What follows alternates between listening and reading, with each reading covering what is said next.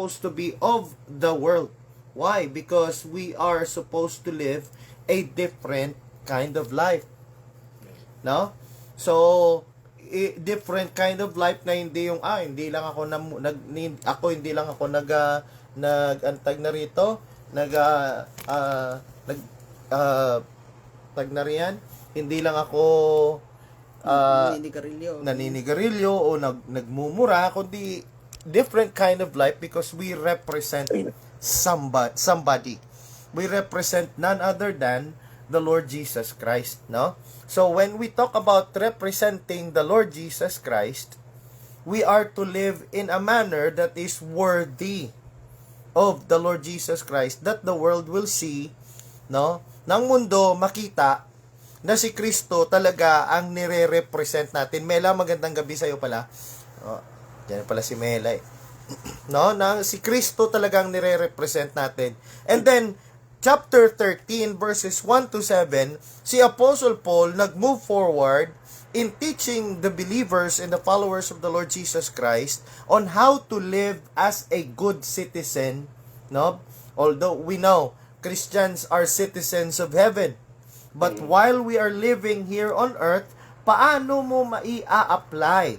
Paano mo mai-reflect ang pananampalataya mo kay Kristo sa pamamagitan ng pamumuhay mo as a good citizen of the state, no? So, dito tayo sa Amerika, may mga rules and regulations. So, how do you live your life? No? Ang daming issues, no? Ang daming oppositions, ang daming mga bagay na nakikita natin na oppose sa ating faith. But how do you live your life to represent your faith steadfastly in the midst of all of those, and at the same time obedient to God and obedient to the authorities? No, kailangan mapagtagpi mo yan. Kung hindi mo mapagtagpi yan, it's either you will live on on one side and disregard the other, or disregard both. No? So, kailangan mapagtagpi mo yan. Paano mo gagawin yun? So, let's read chapter 13, verses 1 to 7. 13 na pala tayo. Verse 1, let every person be subject to the governing authorities. For there is no authority except by God. And those that exist are put in place by God. So then, verse 2, the one who resists authority resists the ordinance which is from God. And those who resist will receive condemnation on themselves, or consequences. For rulers are not a cause of terror for a good deed, but for bad conduct. So do you want to be afraid of authority? Do you want not to be afraid of authority? Do what is good, and you will have praise from it. For it is God's servant to you for what is good. But if you do what is bad, be afraid, because it does not bear the sword to no purpose. For it is God's servant, the one who avenges for punishment on the one who does what is bad. Therefore, it is necessary to be in subjection, not only because of wrath, but also because of good conscience. For because of this, you also pay taxes for the authorities or servants of God, busily engaged in this very thing. Pay to everyone what is owed, pay taxes to whom taxes are due, pay custom duties to whom custom duties are due, pay respect to whom respect is due, pay honor to whom honor is due. Yon. Actually, itong part of the chapter or of the book of Romans is very self-explanatory, no? This actually just teaching us how to be submissive to the authorities, how to be submissive to the government, no? Pero ang Kristiyano has to do it in a certain way that represents the Lord Jesus Christ. You honor your authorities in a way that you honor God. Yeah? Ano yun eh? That is taking it to the next level. Kumbaga, yung obedience mo sa batas ng kung saan ka nakatira, you're taking it to the next level because you're doing your obedience to that authority as you obey the most highest authority, which is God Himself. No? So, question, how do Christians honor God? Through respectful obedience. Yon, no? Bakit? There is a command to us, mga kapatid. No? There is a command to us. That is what? Let every good person be subject to authority. Why? Because submission to authority is a command from God. Hindi ka sumusunod sa batas ng bansa mo dahil inutos ng batas ng bansa. No? Hindi lang yon ang purpose mo. Kung ikaw Kristiyano, sumusunod ka sa rules and regulations ng kung saan ka nakatira, not because they established that, but you have what in mind is, sumusunod ka sa batas ng bansa mo, it's because God has established that, and God has commanded you as His children to submit to that authority. The word submit, no? Word submit, it comes from a military term. No? Parang subjection or submit is a military term which means fall under a rank of another. Example, pag ikaw kadete ka lang, nasa ilalim ka ng saryento o kapitan. Sarento, no? Kailangan, you fall under that rank. Meron nga tayo sa ROTC noon di ba? Obey first before you complain. No? Pero sa Kristiyano, obey. Do not complain. Yun ang Kristiyano. No?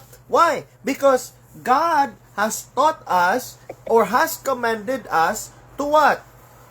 To submit. Alam nyo ba mga kapatid, responsibilidad nating mga Kristiyano yan? Hindi lang yan in fact, sa pangkalahatan But we take that responsibility to the next level. Bakit?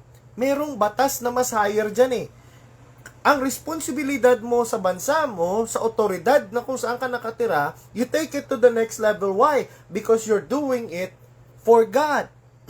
How do you honor God while you obey the authority? Ha? Ganon yan It's not to submit to your authority is not an option. It is a command. Minsan tayo ginagawa nating optional yan No? Sa pagbabayang ng tax, tinadaya. Kung ano-anong nilalagay. Minsan nagbabayad ng tax kung ano-ano nilalagay. Para ma-exempt. Para di ba? Or di kaya minsan sa pag-fill up ng mga papeles, kung ano-ano nilalagay. Minsan mayroong kang gustong-gusto, no? Hindi po pwede, hindi ka eligible. Gagawa ka ngayon ng paraan, kakausap ka ng kung sino-sino para magawa na. That is not how it's supposed to be. Christians, we are to abide by the rules of the land. Why? Because God commanded us to submit to what? To the authority. Responsibilidad mo yan sa Diyos. Responsibilidad mo yan sa Diyos. Inaantok na si John. Nako, Jonah, nagdadrive ka, huwag kang aantok-antok dyan. Pagod Kung ikaw totoong anak ni Kristo, anak ng Diyos, and submissive to God, you have to submit to the authority. No? Ngayon, may question tayo, paano kung yung authority masama? Ganon lagi ang tanong, no? Yan lagi ang tanong. But, later on, pag-usapan natin yan, no? Pag-usapan natin mamaya. But, the thing is, what the Bible teaches us in verse 1 is that everyone must submit to the governing authorities. For what reason? For all authority comes from God. Bakit ka nagsasubmit? Excuse me. Ano? Tubig. Bagal nito ang assistant ko. Okay. Why did God commanded His children? Dali lang mga kapatid ah. Hihinga muna ako.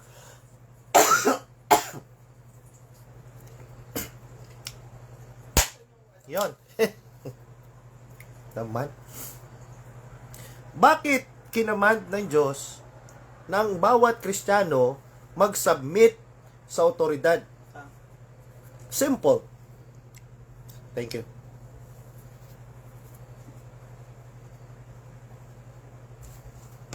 Simple. Because all government or all authority was instituted by God Himself. Tingnan niyo mga kapatid ang sabi ni Apostle Paul. Everyone must submit to the governing authorities for. Meaning, ang salitang for, it gives reason. It provides reason. No? So, for all authority, ang dali mo na, merong rescue.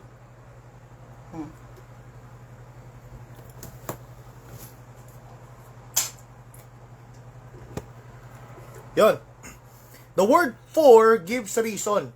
Si Apostle Paul nagbigay ng reason bakit ang lahat ng Kristiyano has to submit to the authority because all authority comes from God Himself, including those who are in position. No? Dinisign ng Diyos ang governance. Kailan nagsimula na dinisign ng Diyos ang governance sa human being? May idea kayo? Nung pang sa Genesis pa. Oo nga, anong parte sa Genesis? Nung sinabi ni ng Diyos na ikaw Adan ang mag-govern nitong ng mga creation. Okay, no?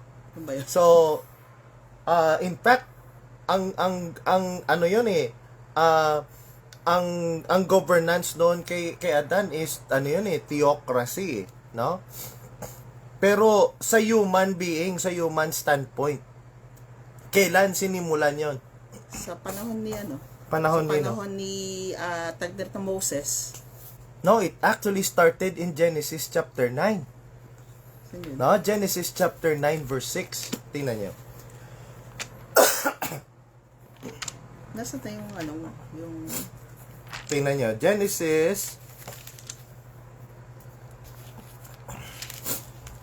chapter 9 verse 6. Yep, chapter 9. Tingnan natin, Genesis chapter 9. Okay. Ayun ang pinuntahan ko. Sino dyan ang kausap ng Panginoon? Yan is right after the flood, no? Si Noah, no? Nung utos dyan, simula mo sa verse 5. Pakibasa mo, simula mo verse 5. And for your lifeblood, I will require a reckoning. From every beast, I will require it. And from man, from his fellow man, I will require a reckoning. Ito, baka hindi ka naririnig eh. Reckoning for the life of man. Whoever sheds the blood of man, by man shall his blood be shed. For God made man in His own image. Diba? That is the start of governance in the human standpoint. Kung sino man ang gumawa ng krimen by blood should have accountability of that as well. No? In-establish ng Diyos yun sa tao. For what purpose? To give order sa tao. Ang otoridad natin is there to give order. No? Nakakalungkot minsan yung mga Kristiyano, yung nangunguna pa sa pag-topple down ng government, no? Bakit? Dahil hindi nila politiko eh. Minsan, makikita ko nakakalungkot minsan, may nakita ko sa Facebook, mga pastor nagdedebate tungkol sa sa kung sinong mas magaling na presidente, kung kayo mga pastor, wala na tayo dapat time sa ganyan. We have to pray for them. Kung sino man ang nakaupo dyan, masama man yan, o gusto mo yan o hindi, politiko mo yan o hindi, you have to accept that person. You have to submit to that person. You have to respect that person. Hindi mo man gusto yung mga decisions niya, apektado ka man sa mga naging desisyon niya, yung buhay mo naging apektado man sa naging desisyon niya, but you have to submit to that as you submit to God. Why? Because you are commanded to, and not only that, in-establish ng Diyos yan. Hindi lang ang governance niya, kundi siya mismo in-establish ng Diyos. Tingnan nyo, verse 2. Hindi, verse 1 pala, no? Those in position of authority has been placed there by God. Si Trump, marami mga Kristiyano, bakit binoto nyo yan? Bakit nanalo yan? Bakit ganito yan? Kung ikaw Kristiyano, ganyan ang mindset mo, then you don't understand the Word of God. Why? Because God said, whoever is in position, God has placed that person there. Tingnan nyo yung Daniel chapter 2 verse 21. Daniel chapter 2 verse 21. Yep, Daniel chapter 2 verse 21. Sumagot si Kuya mo na. Agree agad. Chapter 2. Verse 21. Oh, anong sabi? Malabong mata ko, sorry po. And he changes the times and the seasons. And he deposes kings, and he sets up kings. And he gives wisdom to the wise man, and knowledge to the man who know understanding. Nakikita niyo mga kapatid, ang Diyos ang naglalagay ng kings, ang Diyos ang nagtatanggal ng kings. Sa ating mga modern times, ang Diyos ang naglalagay ng presidente, ang Diyos ang naglalagay ng king. Sasabihin mo, boto namin yun eh. Yes, kasi they have to go through the process, but ang orchestrations niyan, kung bakit andyan siya, Diyos ang naglagay dyan. So, kung Diyos ang naglagay dyan, respect that. Eh, paano, pastor, kung ang government na yan, ang governing body na yan, ay masyado siyang diktador, o di kaya, abusado. Tandaan nyo mga kapatid, no? Kung sa Diyos nanggaling yung power na yan, it is also from God na ang power na yan maging accountable. Ang tao na yan. Ang nakaupo. The power or whoever is sitting in that power, no? Kung ang Diyos ang naglagay sa tao na yan to rule, sa Diyos din yan accountable. No? Tandaan nyo, in verse 12, tinuro sa atin ni Apostle Paul, do not retaliate. Vengeance is mine, saith the Lord. No? Kung naagrabyado ka ngayon, Kristiyano ka, never vindicate yourself. Never retaliate. No. But, allow God to do His thing. Ano? I-vindicate yung mga anak niya. The same din dito sa ating governance. Pwede ka ba mag-pray, Lord, tanggalin mo na yan sa posisyon. Gusto mo sobra na. kung gusto mong mag-pray ka ng ganyan, gusto mo di mag-pray ka. Di ba? Kung ang Diyos ang naglagay diyan, sa Diyos din sila accountable. Ano ang role mo doon? No? Anong role mo doon? You can pray for them, but you have to obey. No? Later on may exemptions 'yan, no? We have to obey. Tandaan natin mga kapatid na kung ikaw Kristiyano, hindi ka sumusunod sa batas, you are not only accountable to the law of the land, you are also accountable to God. No? Tingnan niyo yung verse 2. So, anyone who rebels against authority is rebelling against what God has instituted, and they will be punished. They will be punished. Tingnan nyo mga kapatid, no? Kung hindi tayo marunong sumunod sa batas ng ating bansa, sa batas na kung saan ka nakatira, hindi lamang nilalabag mo yung batas ng kung saan ka nakatira, but you are also nilalabag mo ang batas ng Diyos. Ang resulta, hindi ka lang gaaani ng konsekwensya ng batas kung saan ka nakatira, aani ka rin ng konsekwensya galing sa Diyos. Yan nyo? So, how would you be able to live your life, no, knowing na binabiolate mo yung batas ng bansa, and then you are expecting na ikaw ay faithful children or child of God? Hindi pwede yun. No? Tingnan nyo mga kapatid yung pagkabalanse ng pagturo ni Apostle Paul sa buhay bilang Kristiyano. Hindi ka lang yung kagaya ng sinabi ni Kuya Mon last week, sa Diyos ka lang mananagot. Wala kang pakialam sa tao. No. You are accountable to God, and you're also accountable to man. As much as you're accountable to God, you're also accountable to the authority that God has established. So, kailangan ang buhay mo bilang Kristiyano, balanse. Hindi one-sided ang buhay mo bilang Kristiyano. May pakialam ka sa side na to, wala kang pakialam sa side na yan. May pakialam ka dyan, wala kang pakialam doon. Hindi dapat ganun.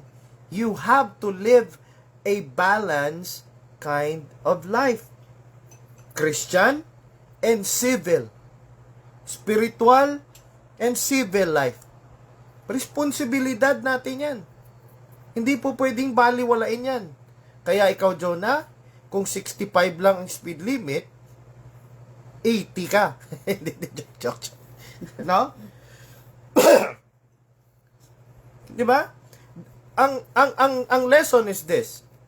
The kind of government we are under must not change every believer's responsibility to submit as they submit to God. Kung anong mang klaseng gobyerno meron. Sa Pilipinas, magulong gobyerno ngayon eh. Marami sa atin, ngayon ko na masasabing parang hindi na ako proud maging Pilipino. May mga nagsasabing gano'n. Bakit? Ang gulo ng Pilipinas eh. No? Yung flood control something na yan, no? Nagkakagulo mga senador. Marami na siguro nag-iisip na yan. Bakit kaya ganyan yung gobyerno? Walang kwenta ang gobyerno sa Pilipinas. Ang gulo ng sa Pilipinas, no? Pwede ka naman magsabi, wala naman actually problemang magsabi, ang gulo ng gobyerno sa Pilipinas. Pero when you say, I denounce being a Filipino, kasi ganun yung gobyerno natin, ikinahihiya ko sila, ganito, ganyan. No.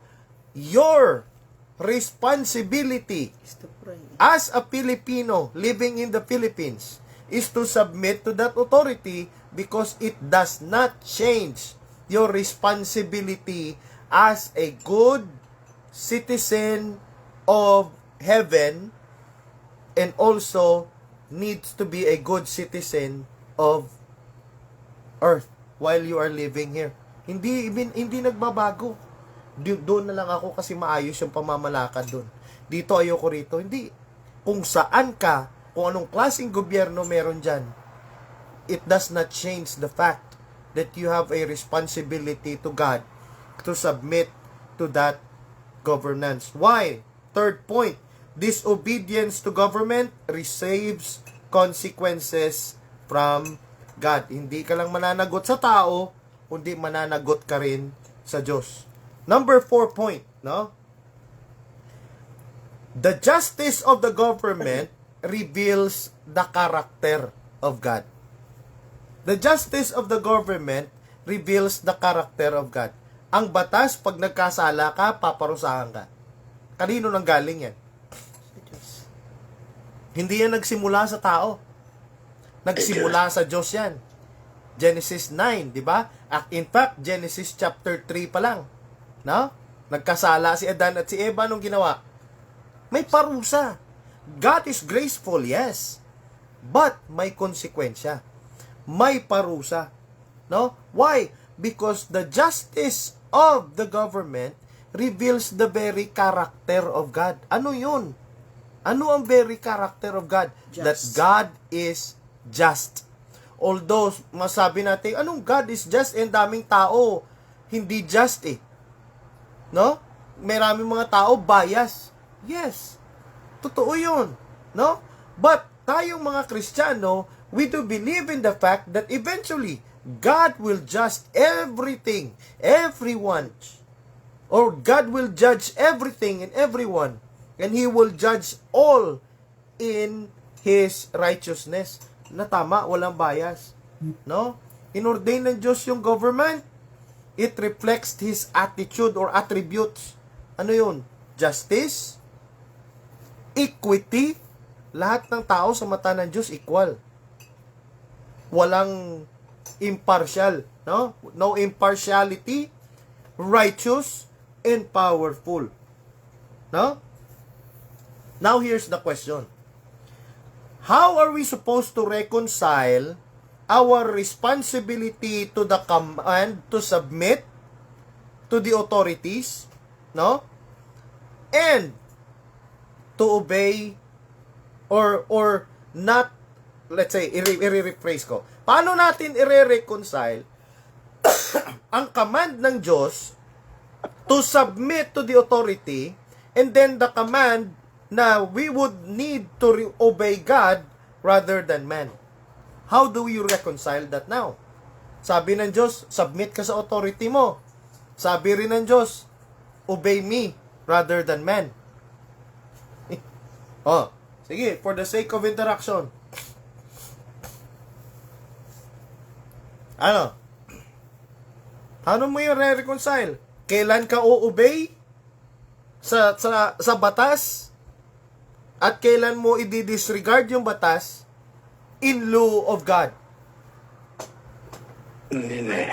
Sige, kay Mon.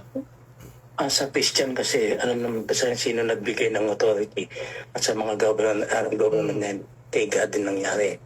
So, ibig sabihin, kung kay God nanggaling yan, dapat lahat ng mga ordinansa niyan, maka Diyos na panuntunan.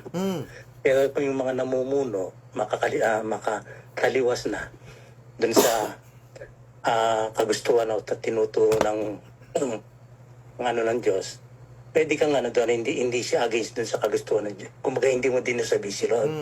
At tulad nga nung di ba, nangyayari dito mismo sa Amerika. Ang dati yung mga prayer dun sa mga school, so, katulad yung mga, alam natin yung mga, ang tawag nito, yung mga abortion, yung mga ganon. That's against God's son yan. Alam naman natin, kung sa moralidad ng alam natin yan. Kung ikaw isang Kristiyano, tapos tuturuan ka ng gobyerno na, okay lang yan, magpa-abort kayo, ganito. So, yung conviction mo, pwede ka hindi sumunod doon. Dahil alam mong against sa kagustuhan ng Panginoon yun. So, doon siguro, hindi naman sinasabi na, hindi nasabihin mo yung gobyerno, hindi nasabihin mo is God, no. Hindi nasabihin mo yung gobyerno dahil against dun sa kagustuhan ni Lord yun. Parang dun sa di ba, kung ilagay natin dun sa panahon ng mga disipulo, nung sinabi ng mga Pariseo, huwag na kayong magsipagturo ng gospel ni Lord. Nagbabay sila ron. Bakit? Tumayo sila o nanindigan sila dun sa kanilang pananampalataya na Diyos lamang ang aming susundan, hindi kayo. So, mga ganon, alam natin yung stand natin pagdating dun sa mga ganong katuruan. Amen. No?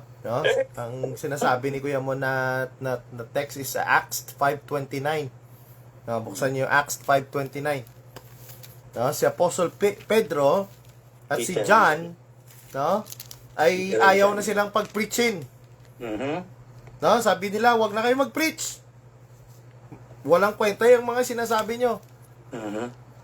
So, anong sabi ni Peter sa Acts 5:29? But Peter and the apostles answered and said, it is necessary to obey God rather than man. It is our responsibility, kung i-rephrase mo, to obey God rather than man. Mga kapatid, ipaprioritize mo ang salita at command ng Diyos kung ang gobyerno ay nagko-contradict na sa itinuturo ng salita ng Diyos. Kagaya ng sinasabi kanina ni Kuya Mon, no? Ang abortion na yan. Kung ikaw Kristiyano, you should not be pro-abortion. Bakit? Sabi ng Diyos, thou shalt not kill. Pa? Yung sa LGBTQ din. Oh, sa mga kapatid nating LGBTQ, mahal namin kayo. But, the thing is, the Bible teaches us that there is only two genders that God made. Only male and female. At may distinction yon. Hindi po pwedeng ihalo mo yon. Pag hinalo mo yon, sinisira mo ang purpose at ang plano ng Diyos at ang creation ng Diyos. Hindi po pwede yun. Di ba? Sa divorce din. In the law of God, hindi po pwede yun. Although, maraming siguro magsasabi, grabe naman siya magsalita. Napaka-condemning niya, no? Kaya yung si Charlie Kirk, na ginanon siya dahil sa kanyang outspoken attitude when it comes to that. Because he is actually proclaiming the truth of the scripture. Hindi siya ando doon para lang i-please yung mga tao. No? Para lang i-cater yung mga emosyon, i-cater yung mga mindset. No. He was there actually to teach people the truth of the scripture, that God only created two genders, male and female, and that abortion is actually killing, murdering. And that is wrong in the scripture. Kung ikaw Kristiyano, you should oppose and stand firm in opposing those things. Kailangan maging firm ka doon. Especially pa, kung ang gobyerno mismo nagsasabi, itigil nyo na ang pagpakalap ng gospel. Itigil nyo na ang pagsasalita patungkol kay Kristo. Kaya, on the streets, there should be no one who should stop anyone to speak about Jesus Christ. Bakit? That is the freedom na binigay ng Diyos sa atin una sa lahat. What? To speak freely about the Lord Jesus Christ. No? Sa mga Middle Eastern country, diba? Tsaka dun sa mga Muslim country, bawal kang magbasa ng Biblia, bawal kang mag-worship kay Jesus. Pero tag narito, kumaga makikita mo yung mga kapwa nating Kristiyano, diba? I praise the Lord for sa mga ginagawa nila. Mahirap yun, diba? In fact, totoo yun, Dito sa atin, medyo hindi dito talamak yung ganyan Pero sa mga Muslim speaking or Muslim countries, ay grabe yan sila ka-stricto, no? So, maintindihan natin yung mga kapatid natin doon na secretly nag-share ng gospel. Hindi outwardly, no? Maintindihan natin yun. But the point of the matter is that hindi sila tumitigil. Yeah. They still continue to share the gospel. Tayo, Free na nga tayo rito makapag-share. Hindi pa tayo nagsishare ng gospel. And I do praise the Lord kanina nung sinishare ni Brother Mike that he shared the gospel of the Lord Jesus Christ to his co-workers or to people na meet niya, no? And dapat ganyan tayo. We have the freedom, but we do not utilize that freedom to share the gospel of the Lord Jesus Christ. No? Pangalawa,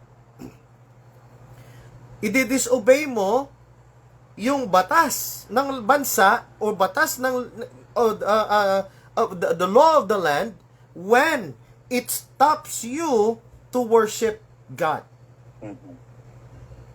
Pag sinabing, huwag kang mag-worship sa Diyos mo. Lalo na, no? May mga sa ating mga trabaho minsan. Ang takot na takot tayong hindi pumasok ng linggo kasi baka isisantehin tayo. No? No. Pag ikaw, Kristiyano, hindi ka dapat natatakot niyan. Why? God is the one who provides for you.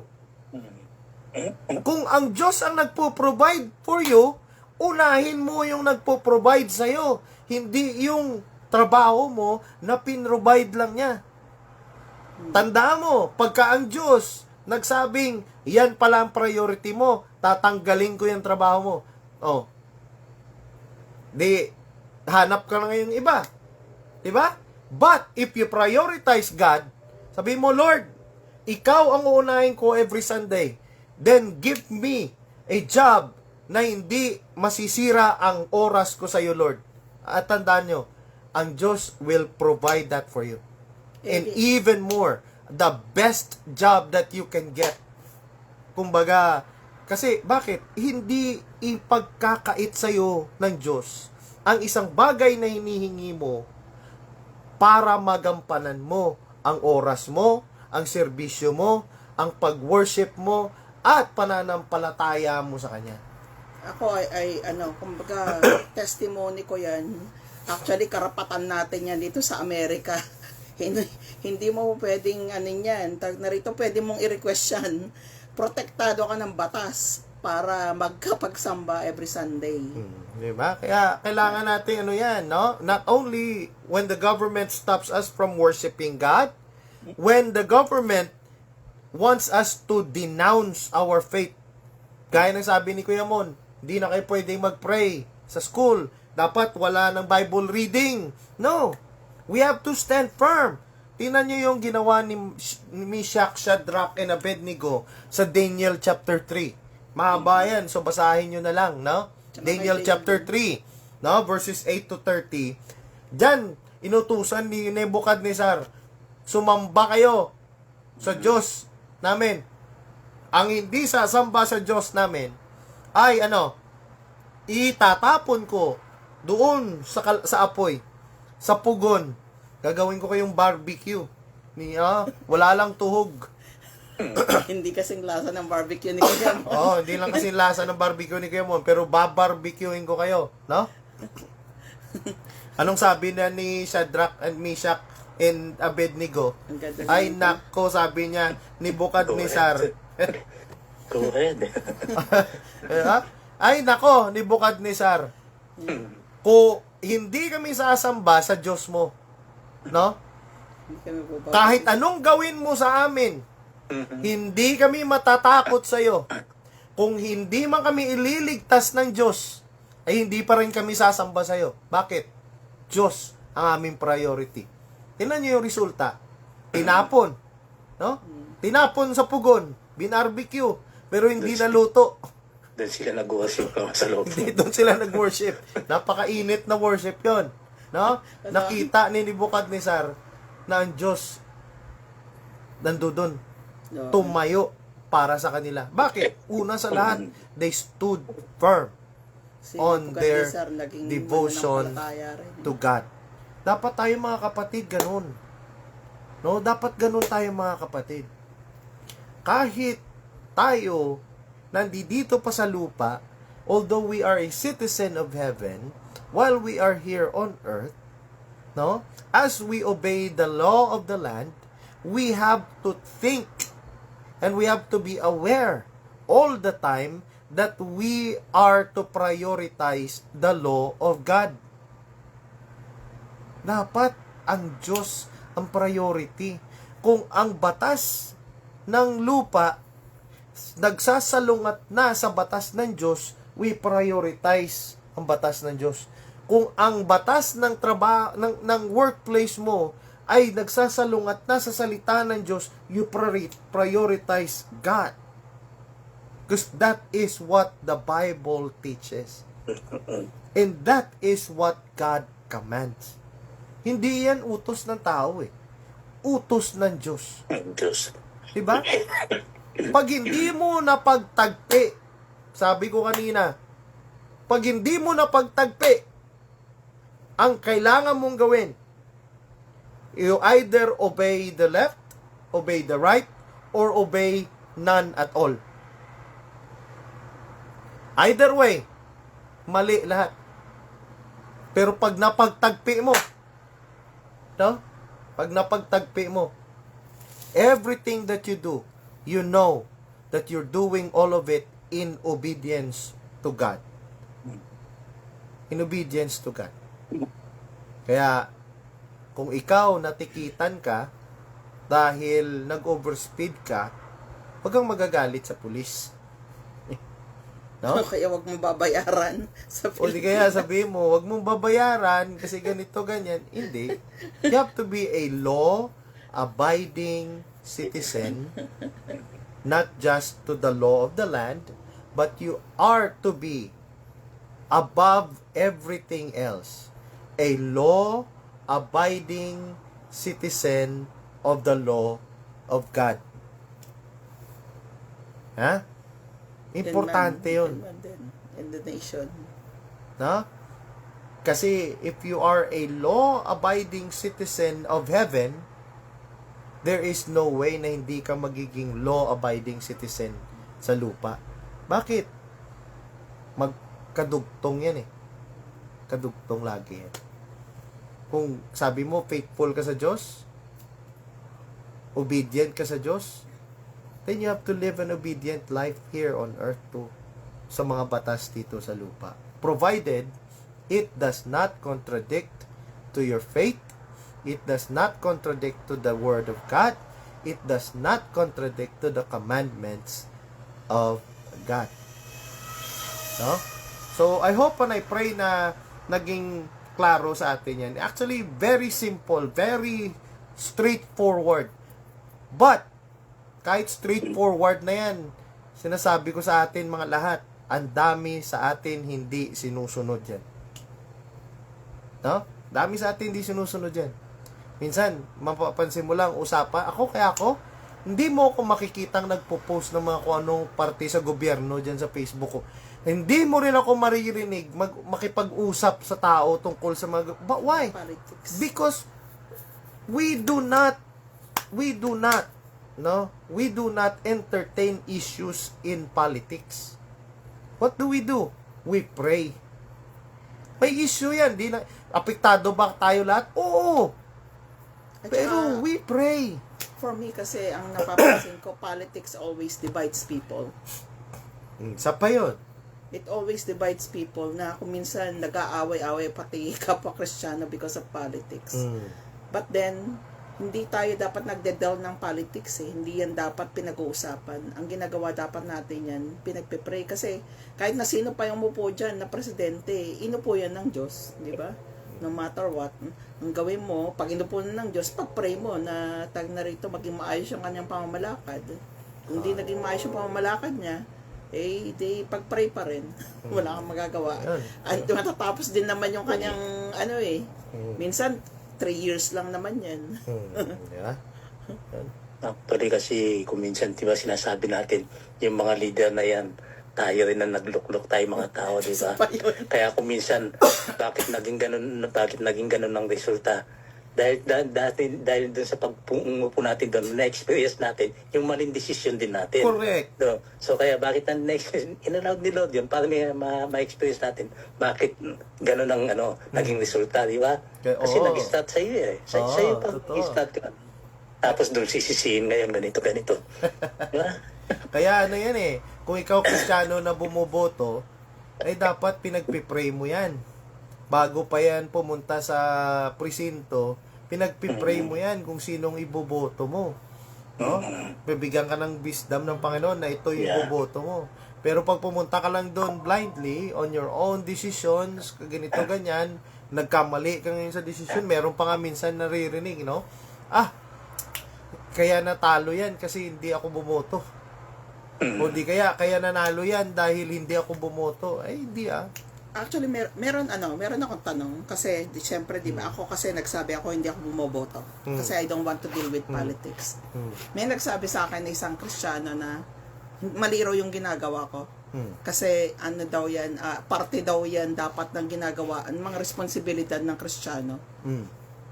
Ako naman, para sa akin, kung ang pinagpe-pray ko na lang is kung sino man yung nararapat, siya yung umupo doon. But I don't want to be partisan kasi para sa akin, lalo na pag yung mga yung mga kumakandidato ay pareho lang din naman ng tuhog. Is it really kasalanan ba na hindi ka bumoto? Kasi, when we're talking about submission, subjection to the law of the land, oo. Pero tingnan ang 'di ba ang boto naman is right, hindi naman siya command kung tutuusin, 'di ba? Kumbaga nasa choice mo kung boboto ka o hindi. Okay. Para sa akin yun, ang ako bumoboto ko kasi at saka pumapartida ako kasi meron certain beliefs yung one party at meron certain beliefs yung the other party. Ngayon, sinusundan ko yung mas close sa akin based on my spiritual belief too. For example, ano ako, pro-life ako, hindi ako pro-choice. Mas sang-ayon ako sa less government intrusion or less government involvement. Yung mga ganon, just those two examples. At saka, mas ako sa anti-abortion. Sinabi ko na ba anti-abortion? Hindi pa. Yeah. Tsaka din sa, anti, mga who recognizes religious or prayers in schools. Those kind of parties. So, kaya ako bumoboto. I mean, just to answer your question, in my opinion. Yeah, that's good. I agree with that. No? Ako naman hindi dahil ako naman kasi ako personal choice ko 'yan na hindi na ako magi-involve diyan. And kumbaga tama din naman yung sinasabi mo, Brother Mike. Pero kasi nagsabi sa akin kasalanan daw 'yon sa Diyos na kaya ko tinatanong kasalanan ba talaga sa Diyos na hindi ka bumoboto kasi ako kasi I just don't want to deal with it. Kumbaga, siguro hindi ko masasabing conclusively and dogmatically na kasalanan sa Diyos 'yon, no? Kasi gaya nga sabi is it's only a privilege and a right, no? It's not actually hindi yung tututukan ka sa leeg na pagka maboto ka may konsekwensya ka galing sa batas. Tsaka wala no? namang sinasabi sa So, Bible na the only Kitay ka muna. The only way na ang konsekwensya mo dyan is kung dahil hindi mo in-express yung right to vote, kung bahala. sino yung nakaupo dyan, tanggapin mo yan. Oo. Either way, no? But either way, bumoto ka man o hindi, tatanggapin mo rin talaga yan. Di ba? So, siguro, the safest answer to that is, it is your accountability to God. Kung kasalanan ba sa Diyos yan, na hindi ka bumoto, no? Then, may accountability ka. Meron ba yan sa Bible na kailangan bumoto? Dali muna. Hindi to na. Kaya nga sabi ko kanina, I cannot say dogmatically and conclusively na kasalanan yan. But, kung kasalanan man, ikaw na mananagot yan sa Diyos. Kasi ako naman, kahit na sino yung umupo dyan, di ba, wala akong binoto nga. So, para sa akin, kung sino yung naupo dyan, yun yung institute ni Lord. So, I will take it no matter what. 'Di ba? Hindi ko masasabing ay kaya yan naupo diyan kasi tawag na rito, hindi ko binoto or binoto ko ganun. Parang I just yun na lang yung ginagawa ko. I just pray for kung sino yung nakaupo. And then syempre kung ano man yung nangyayari, I just take it na tag na rito. Parang galing sa Lord yun, ganyan. But then yung mga syempre katulad yung pagbabayad ng tax, alam naman natin yan, hindi mo dapat lokohin yan, 'di ba? You have to pay the taxes the right way, 'di ba? Yung mga ibang bagay na may kasama ng then I do it. Okay, no? So, bahala ka. Ang tamang sagot yan, bahala ka. It's your choice. Oo, bahala ka sa buhay mo yan. Sabi na. No, but anyways, purihin natin ang Panginoon mga kapatid, no? Next week, let's finish the chapter 13 from verse 8 to 14. No, napakagandang topic ito. No, the love fulfills God's requirement. So, tingnan natin 'yan, no. So, wala na tayong idadagdag, no? Tayo ay magsarado sa panalangin at para makapagpahinga na rin yung boses. Okay, let's pray. Lord, salamat po sa pagkakataon na kami po ay nakapag-usap. Salamat po, Panginoon, sa pagkakataon na kami nakapag-aral ng salita mo, Panginoon. I pray, Lord, na kung ano man yung aming napag-aralan, simple as it is, turuan mo kami, Panginoon, give us a heart to take it seriously. Because we cannot take your word without seriousness. Even though sometimes ang tinuturo mo sa salita mo, Panginoon, ay napakasimple, na napaka-straightforward para sa amin. But Lord, again, give us a heart to take every word coming from you seriously. Teach us, Lord, to live our life as your children, to express and to exercise our faith as a good, law-abiding citizen of heaven first and foremost, and good, law-abiding citizen here on earth. Kailangan, Panginoon, makita sa amin yung exemplary kind of life.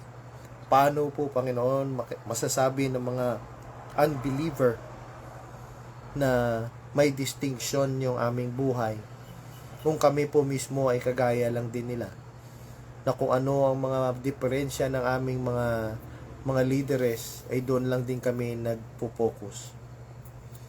I pray, Lord, that you would give us that understanding. Salamat sa presensya ng bawat isa. Again, we pray for healing for those who are sick. We pray for sustenance for those who are having troubles and sufferings in life. I pray, Lord, na gabayan mo kami ngayong gabi. And I pray, Lord, na ikaw ang magpatuloy, ang mag-work sa buhay namin lahat.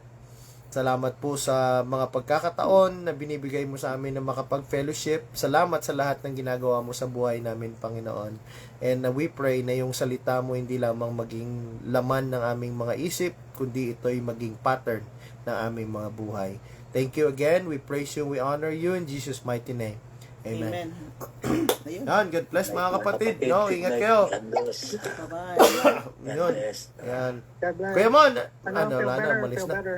Bro, thank you, bro. God bless. Mela, good night. July, good night, July. Ayan pala, tag na rito. Yan, Sa mga nanood online, shout out ko si aking maring Cherry Bacani, si Ma'am Alma, hindi ko alam kung sino tong sa PDCS. And also si Sister Lee, Yeah. si Aleli, yan, nasa online siya ngayon. At saka sa mga manonood pa po, thank you sa panonood. Ayan, binalik na po namin yung live para po sa mga nagre-request. And tawag na rito, we praise the Lord na tag na rito, magsisimula naman tong ministry na to. And also, tag na rito, kung may mga prayer request kayo, you could message us. Kung meron kayong gustong i-clear regarding sa mga napag-usapan, you could message us as well. And tag na rito. And thank you sa suporta ninyo, tag na rito sa amin. And also, syempre, laging ang sinishare namin dito, we have to tag na rito, know Jesus Christ, because He is the only way, the truth, and the life, and He is our way to heaven. Yan. So kaya namin to nilalive para mai-share namin sa inyo yung salita ng Diyos at gamitin natin sa ating pang-araw-araw na buhay. And syempre, dun sa mga hindi pa nakakalala sa Kanya, we pray that you will know Him as your personal Lord and Savior. Kumbaga, yan. Kasi yun lang ang pinakamahalaga at the best na regalo na matatanggap natin. Sabi nga is, for God so loved the world that He gave His only begotten Son, that whosoever believes in Him will not perish but have eternal life. Kung gusto mo magkaroon ng eternal life, kung gusto mong pumunta kay heaven, then accept the Lord Jesus Christ as your Lord and Savior. Yan. Yun lang po. Maraming salamat sa inyo lahat. Good night dito sa Amerika. Good morning dyan sa Pilipinas. O kung nasan man po kayo. Ambo Pam signing out.